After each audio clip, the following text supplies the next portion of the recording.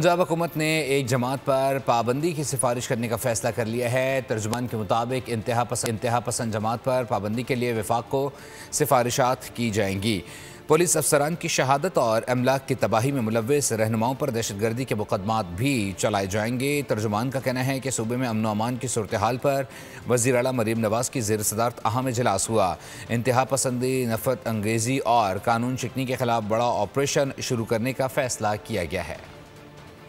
पंजाब हुकूमत ने विफाक को इंतहा पसंद जमात पर पाबंदी की सिफारिश का फैसला कर लिया। नफरत अंगेजी और इश्तियाल में मुलव्विस अफराद की फौरी गिरफ्तारी का हुक्म, पुलिस अफसरान की शहादत और इमलाक की तबाही में मुलव्विस रहनुमाओं पर दहशतगर्दी के मुकदमात चलाए जाएंगे। लाहौर में अमन अमान पर इजलास की सदारत वज़ीर आला मरीम नवाज ने की। तय पाया कि इंतहा पसंद जमात की क़यादत को 4th शेड्यूल में शामिल किया जाएगा। जायदादें महकमा औकाफ के हवाले, जबकि सोशल मीडिया अकाउंट्स बंद किए जाएंगे। गैर कानूनी अफगान बाशिंदों के खिलाफ भी कॉम्बिंग ऑपरेशन और डिपोर्टेशन का फैसला किया गया। पंजाब हुकूमत ने गैर कानूनी असलाह रखने की सजा 14 साल कैद और 20 लाख रुपए जुर्माना मुकर्रर कर दी। फैसले सूबे में रियासती रिट और हुकूमत की बालादस्ती यकीनी बनाने की बड़ी कोशिश करार दिए जा रहे हैं।